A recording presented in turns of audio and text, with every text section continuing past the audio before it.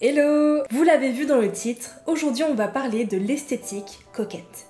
C'est une culture de niche internet qui a pris beaucoup d'ampleur récemment sur les réseaux sociaux et qui a notamment eu du succès auprès des jeunes filles. Le style coquette est une esthétique ultra féminine, soignée et en un seul mot, délicate. On la connaît aujourd'hui surtout sur Pinterest et TikTok, bien que le mouvement ait pris ses racines sur d'autres plateformes. Si vous ne connaissez rien de ce mouvement, alors on va tout découvrir ensemble. Et si jamais vous avez déjà vu des images ou des TikTok ou que c'est même déjà à l'heure actuelle une source d'inspiration pour vous, oubliez tout ce que vous savez car vous allez être surpris. Je le répète souvent dans mes vidéos mais je préfère réitérer. Je n'ai pas la science infuse. Je vous fais surtout part de mes observations et de mes recherches. Si vous n'êtes pas d'accord avec moi ou que vous souhaitez ajuster l'un de mes propos, l'espace commentaire est fait pour ça. J'échangerai avec vous avec grand plaisir. Et sans plus attendre, on va déterminer ensemble ce qu'est exactement l'esthétique coquette.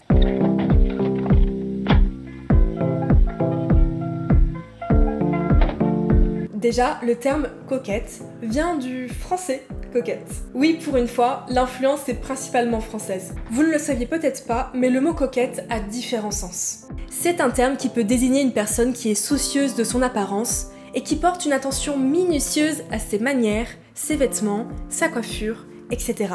Coquette peut aussi se dire d'une femme qui cherche à plaire aux hommes par le biais de son apparence.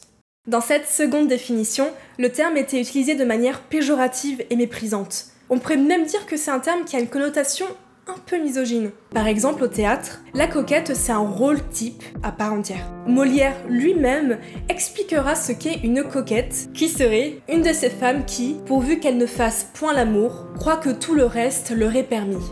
Donc le rôle de coquette, ça désignait une femme qui se plaît à séduire, mais qui se retire dès que l'autre est intéressé. Il y a cette idée que c'est une femme manipulatrice qui use de ses charmes. En exemple célèbre, on a Elmire dans Tartuffe, ou alors Célimène dans Le Misanthrope. On se fait rapidement une image de la femme coquette, comme elle a été définie par la langue française au fil des siècles. Mais en ce début de XXIe siècle, qu'est-ce que ça signifie d'être coquette ? Le terme coquette, comme on le connaît aujourd'hui, se popularise notamment sur TikTok. Il désigne une esthétique qui se décline en décoration d'intérieur, en style vestimentaire, ainsi qu'en lifestyle. Les intérieurs sont ultra féminins, avec des touches de vintage et de maximalisme. Il y a beaucoup de motifs fleuris, des miroirs ornementés, souvent en forme de cœur, avec des éléments décoratifs comme les bougies, les nœuds et les bijoux. Dans les couleurs, on a principalement du blanc et des couleurs pâles sur des tons chauds. Souvent, il y a des touches d'or dans la décoration ou dans les petits détails. On retrouve un mélange de pas mal d'époques, dont l'inspiration vint du XVIIIe au XXe siècle, avec des éléments rococo, victoriens ou romantiques. Donc niveau vintage, c'est un gros boulgui-boulga. Pour ce qui est des vêtements, on est dans un style qui rappelle la jeunesse, et plus particulièrement la jeune fille vintage. On porte principalement des robes courtes et près du corps, dont certaines ont la forme d'une nuisette. On porte des cardigans, des manches ballons ou des manches bouffantes. Pour ce qui est des chaussures, on est souvent sur des Mary Janes ou des mocassins. Pour la décoration du vêtement, on a beaucoup de froufrous et de rubans, et on retrouve souvent des motifs figuratifs, comme les cœurs, les pois, les fruits, etc. Ce qu'on verra le plus souvent, ce sont des motifs floraux. Mais on n'est pas sur des motifs avec des grandes fleurs qui prennent toute la place, là on est sur des petites fleurs espacées les unes des autres. Les matières sont de préférence délicates, avec une prédominance pour la dentelle ou le satin. Les couleurs sont pâles et enfantines, on trouve principalement des teintes blanches ou crème, avec du rose ou du bleu pastel.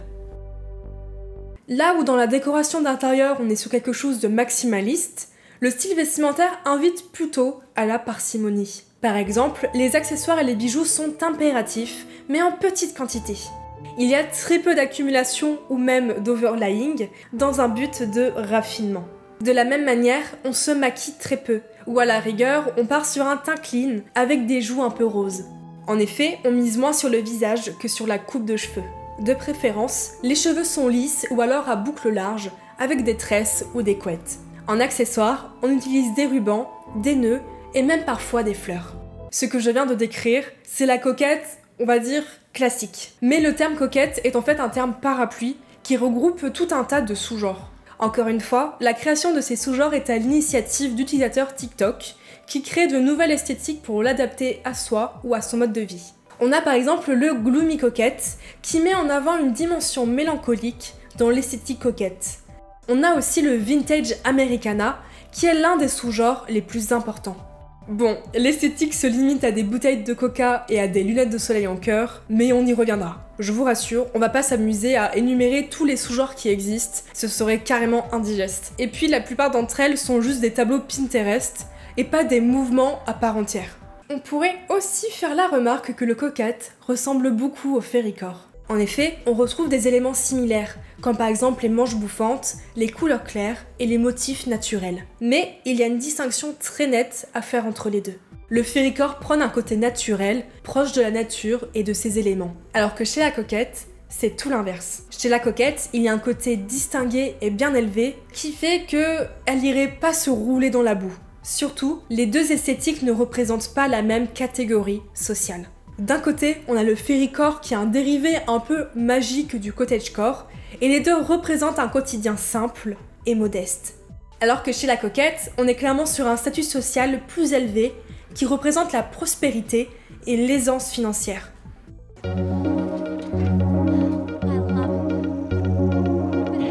J'avoue que j'étais assez surprise car j'ai trouvé aucune source qui faisait un lien entre la coquette et le old money, et pourtant, perso, ça m'a sauté aux yeux. Derrière cette esthétique de petite fille vintage, on a surtout un engouement pour la bourgeoisie, voire la fortune.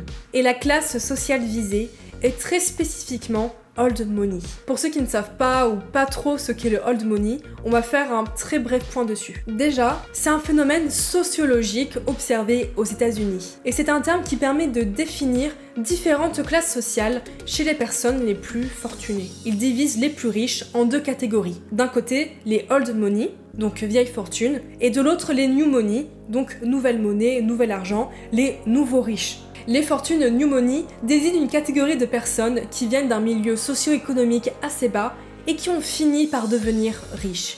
Les New Money, ils exhibent leur argent au travers de voitures, de vêtements ou de maisons, ils sont bling bling en fait.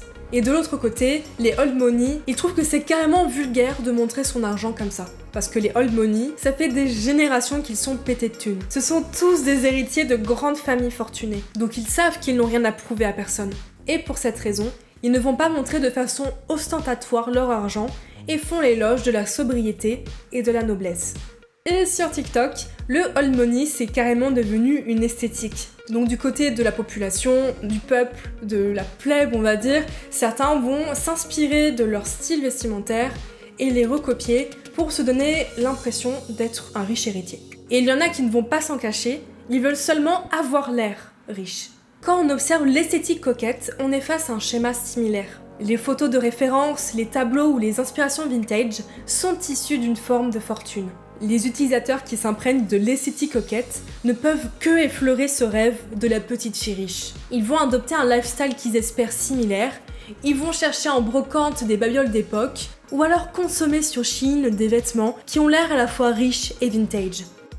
Avec le mouvement coquette, on retrouve cette course à l'apparence. De la même façon, la plupart des inspirations du coquette viennent de mouvements qui témoignent d'une grande richesse, comme par exemple le rococo. C'est un mouvement esthétique qui apparaît en France au XVIIIe siècle à la cour de Louis XV. C'était un grand moment pour l'architecture, la peinture et la décoration d'intérieur qui prennent un virage à la fois frivole et richissime.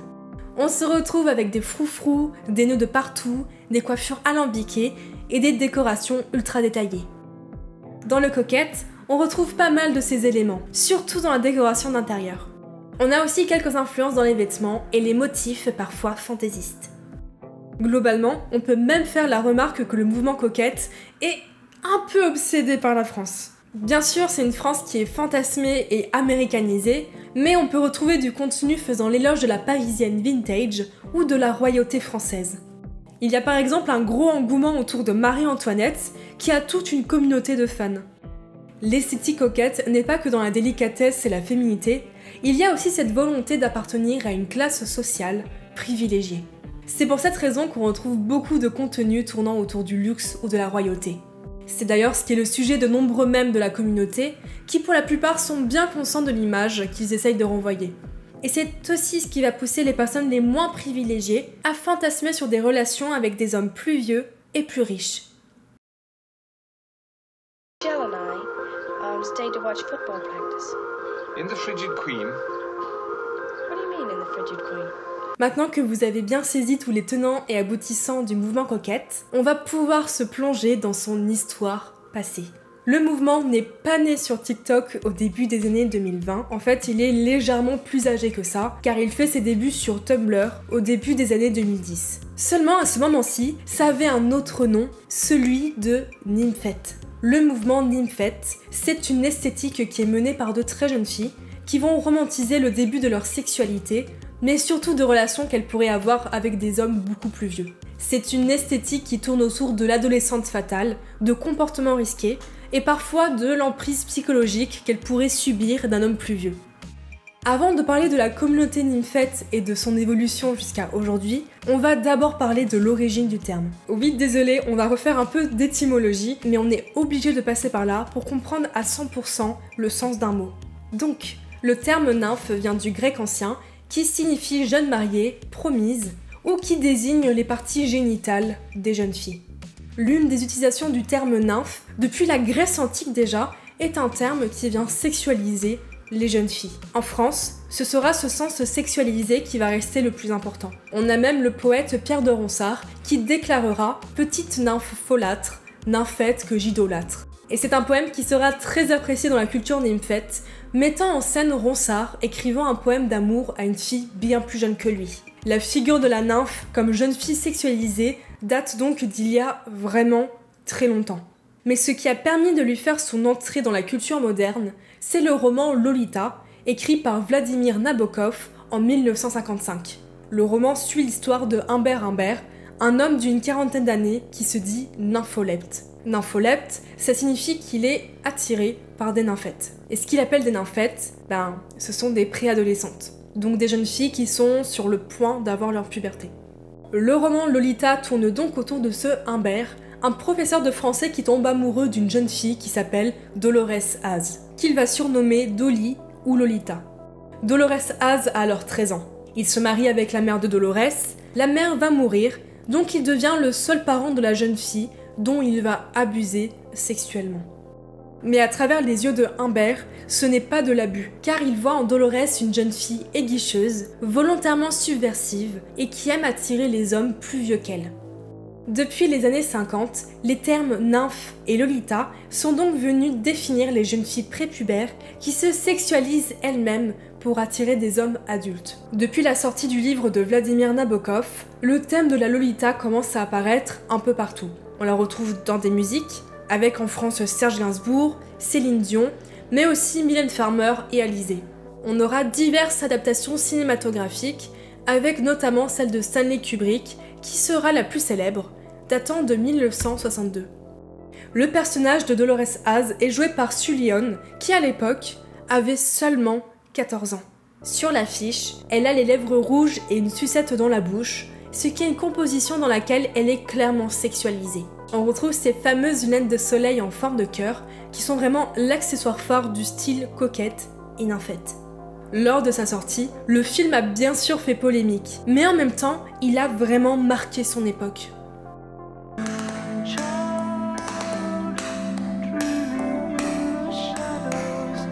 Mais pas moins d'une cinquantaine d'années plus tard, le mouvement Nymphette sur Tumblr se revendique lui-même être inspiré par le film et le roman Lolita. Les jeunes filles qui étaient dans cette communauté étaient persuadées que Lolita souhaitait aiguicher le mari de sa mère et qu'elle cherchait délibérément à séduire un homme plus vieux. Le personnage de Dolores est alors presque une icône et surtout une source d'inspiration pour devenir soi-même une nymphette. Il y a cette volonté de s'en remettre à un homme plus vieux, plus expérimenté, qui fera figure à la fois d'amant et à la fois de figure parentale. Sur Tumblr, on pourra retrouver une quantité astronomique de blogs qui partageaient ce fantasme au travers d'images esthétiques, de gifs ou de citations sur le sujet. On peut trouver facilement des guides pour être nymphette et même des conseils pour séduire des hommes plus vieux. Tumblr, c'était aussi bien sûr Lana Del Rey, avec ses chansons qui parlaient avec mélancolie de l'amour et parfois romantisaient un peu les relations toxiques. Plusieurs de ses chansons font directement référence à la nymphette, avec le son Lolita, ou alors Off the Races, qui contient la première phrase du roman de Vladimir Nabokov, Lolita, Light of my life, Fire of my loins. Pour les utilisatrices, le style vestimentaire était déjà une grande préoccupation. Et sur le sujet, il y a un peu deux écoles. D'un côté, on a celle de la vamp, avec une inspiration de la femme fatale hollywoodienne. Donc l'idée, c'est de faire plus âgé qu'on ne l'est en réalité. Et de l'autre côté, on avait la nymphette coquette, qui reprenait des vêtements volontairement enfantins. Donc souvent des jupes super courtes, des robes en forme de nuisette, des chaussettes avec de la dentelle dessus, des rubans et des motifs fleuris. Comme vous pouvez le constater, ça ressemble beaucoup à la coquette de TikTok. Mais sur Tumblr, le contenu était nettement plus tendancieux et sexuel, et pour des raisons évidentes, je ne vais pas vous montrer ce contenu qui a été produit par des personnes mineures elles-mêmes. Selon le chercheur en sociologie Alexander Maria Leroy, le roman Lolita a introduit dans l'imaginaire collectif le fantasme de l'adolescente fatale. Il explique que le roman a contribué à rendre plus socialement acceptables les rapports sexuels et d'emprise sur des jeunes enfants. C'est un phénomène social qui pose véritablement problème, car il ouvre la porte à des violences sexuelles. Surtout quand de très jeunes filles l'ont tellement internalisé que déjà à 11 ans, elles se retrouvent à s'approprier des attributs sexuels et à se rendre désirables auprès des adultes sans être capables de comprendre tout ce que ça implique réellement. À l'heure actuelle, de nombreuses personnes témoignent de cette période sur Tumblr. Certaines d'entre elles le qualifient même de traumatisme, car même en grandissant, elles ont eu du mal à se libérer de ça. Elles étaient piégées dans cette conception malsaine de la relation entre l'enfant et l'adulte, et certaines d'entre elles expliquent que même aujourd'hui, elles ne s'en sont pas tout à fait remises. On est donc sur une communauté internet et son esthétique qui sont potentiellement dangereuses.